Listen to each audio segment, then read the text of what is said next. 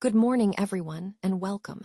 I'm Dr. S.K. Singh, and I'm delighted to have you here today. Today, we're going to explore the sampling procedure of raw materials, including APIs, excipients, and solvents. This is the first slide of our presentation, so I'll keep it brief. We'll cover the key methods and best practices to ensure quality and consistency in sampling. Let's get started. Let's start by clarifying some key definitions. Raw materials include active pharmaceutical ingredients, or APIs, excipients, and solvents, basically the components we need to manufacture our products. A representative sample is a small portion taken from a batch that accurately reflects the entire lot, which is essential for proper testing. The sampling plan, on the other hand, is the approved approach that outlines how and where we take these samples to ensure consistency and reliability. Now, why does raw materials sampling matter so much? Well, sampling is critical because it helps us verify the identity, purity, and overall quality of materials before they get used in production. This step is vital to ensure that only materials that meet our specifications actually enter the manufacturing process. It's our first line of defense against risks like adulteration, contamination, or materials that are out of spec. And this isn't just best practice. It's backed by regulations. The FDA's Current Good Manufacturing Practices, or CGMP, clearly state that raw materials must be sampled and tested to confirm their identity before they're used in manufacturing. So, adhering to proper sampling procedures isn't just about quality. It's a regulatory requirement that keeps our products safe and compliant. Let's take a closer look at the regulatory framework that guides component testing and sampling procedures. First, we have the FDA 21 CFR 211.84, which sets out specific requirements for testing components to ensure quality and safety. This regulation emphasizes that samples taken for testing must accurately represent the entire batch or lot. Next, we have the ICH and CGMP guidelines, which stress the importance of representative sampling. This means that the samples we select should truly reflect the characteristics of the whole batch, helping us maintain consistency and compliance. Finally, the WHO and EU GMP standards highlight sampling practices aimed at preventing contamination and cross-contamination. This is critical because improper sampling can introduce risks that compromise product integrity. The key takeaway here is that, regardless of the specific regulation, the focus is on ensuring that the samples we test are truly representative of the entire batch or lot. This helps us maintain quality, ensure safety, and stay compliant with regulatory expectations. Let's start by discussing the general principles of sampling. First, it's essential to have written procedures in place, often referred to as sampling SOPs. These procedures ensure consistency and compliance with quality standards. Only trained personnel should perform sampling to minimize errors and ensure proper technique. Preventing contamination and cross-contamination is crucial, so strict controls must be followed throughout the process. Maintaining the integrity of the sample is also vital, meaning we need to handle it carefully to avoid any alterations. When it comes to facility requirements, sampling should always be conducted in a clean, dedicated area. This helps maintain sample purity and reduces the risk of introducing contaminants. Now, moving on to tools and PPE. The essential tools include scoops, thieves, pipettes, and clean sample containers. Labels and logbooks are also important for accurate documentation and traceability. As for personal protective equipment, or PPE, gloves, gowns, and masks are necessary to prevent contamination from personnel. Using clean equipment and proper PPE helps ensure the sample remains unaltered and reliable for analysis. Remember, maintaining cleanliness and following these principles are key to obtaining valid, high-quality samples. Let's talk about sampling examples for solvents and liquids. When collecting samples, it's important to use sterile pipettes or sampling taps to prevent contamination. Make sure to draw samples from different depths, top, center, and bottom, to get a representative picture of the material. And if you're working with flammable solvents, grounding is essential to prevent static discharge, which could cause hazards. Moving on to excipient sampling, the key method here is stratified or random sampling. This helps ensure that the samples you collect are truly representative of the entire batch. It's best to take portions from multiple bags and avoid areas like segregation zones at the top or bottom, which might not reflect the overall material. For API sampling, the procedure needs to be carefully controlled. You'll open the container in a designated controlled area and use a clean thief or rod for solid materials. Samples should be taken from the top, middle, and bottom to ensure consistency. These portions are then combined into a composite sample, giving us a comprehensive view of the batch. Don't forget to label each sample clearly with the material name, lot number, date, and your initials. Proper labeling is crucial for traceability. Now, let's briefly touch on sampling plan basics. Before you start sampling, your plan must be approved by QA/QC. This plan determines how many containers you'll sample, which depends on the material type, whether it's an API, excipient, or solvent. For example, a common approach is sampling at least 10% of the containers or following a statistically determined plan to ensure representativeness. By following these principles, we ensure the integrity of our sampling process and the quality of our materials across the board. Let's talk about 100% identity testing, which is a regulatory requirement we must follow. Each container of active pharmaceutical ingredients, or APIs, needs to be sampled to verify its identity. This requirement is outlined in the U.S. Food and Drug Administration's Regulation 21 CFR 211.84.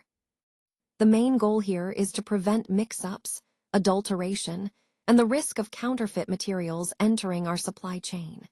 Ensuring that every container is tested helps us maintain product integrity and compliance. However, there are exceptions. If we have scientifically justified and validated supplier qualification procedures in place, then this full testing requirement might be waived. But generally, unless such justification exists, we sample all containers. For example, if we receive 25 drums of API, we are expected to sample all 25 drums for identity testing. When it comes to sampling plans, especially for APIs, we often use composite sampling for full testing. This means combining samples from multiple drums to conduct a thorough analysis, which helps ensure the entire batch's integrity. Overall, this process is crucial in maintaining quality, safety, and compliance throughout our manufacturing operations. Let's go through the sampling plan for excipients and solvents. First, we follow a route number +1 approach, which means if you receive a certain number of containers, you add 1 to determine how many samples to take.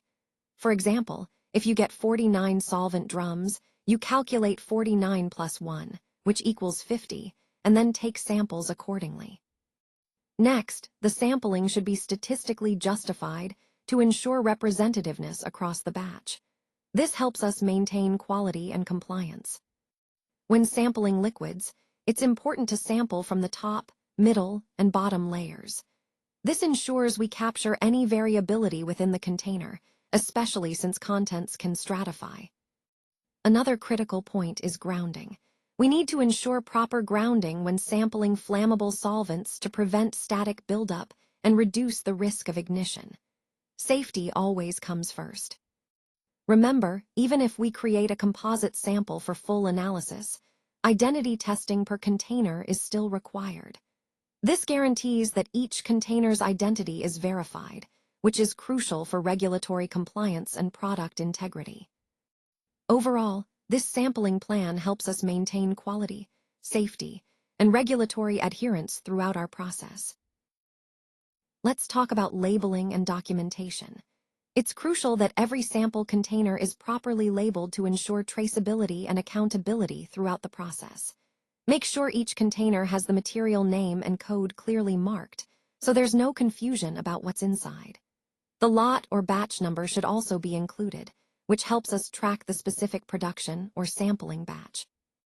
Don't forget to record the sampling date and time accurately, as this information is vital for quality control and any future investigations. Lastly, the sampler ID should be on the label, so we know exactly who collected the sample. Beyond labeling, maintaining a detailed sampling log and chain of custody is essential before submitting samples to the QC lab. This documentation ensures the integrity of the samples, showing a clear record of their handling and transfer. Proper documentation not only supports compliance, but also helps us maintain the confidence in our quality processes. Remember, thorough labeling and meticulous record-keeping are the backbone of reliable quality assurance. Let's talk about the importance of proper transport and storage of samples. First, it's crucial to seal samples immediately after collection.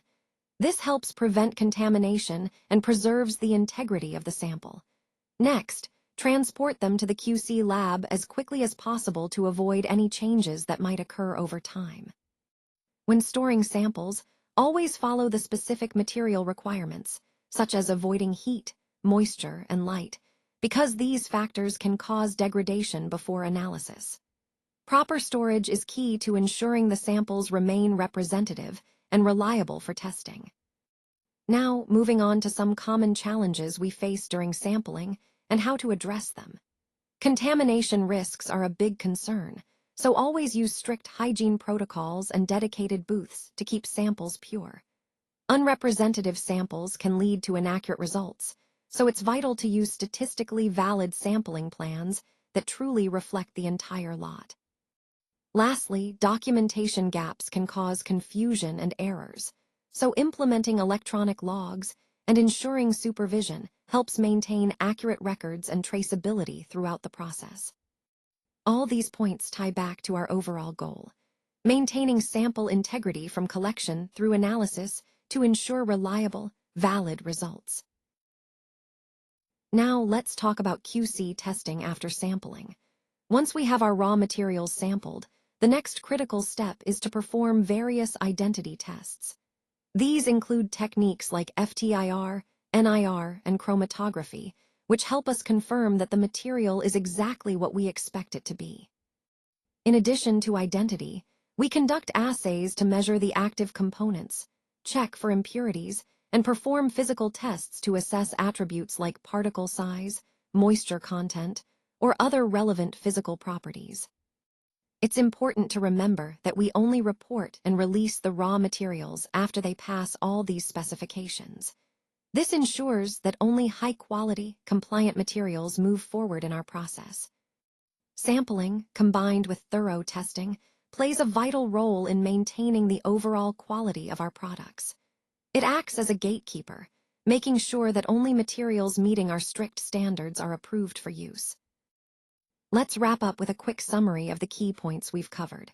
First, raw material sampling is absolutely essential for GMP compliance. Ensuring that we collect representative samples helps us verify the quality and consistency of the materials we use. This step is crucial because it directly impacts the final product quality. Secondly, having a strong sampling process means we're more likely to catch any issues early, which ultimately leads to a better, safer product for our customers. And finally, thorough documentation of all sampling activities supports our regulatory audits.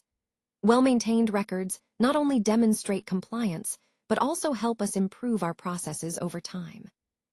All these elements are interconnected and form the foundation of a robust quality management system.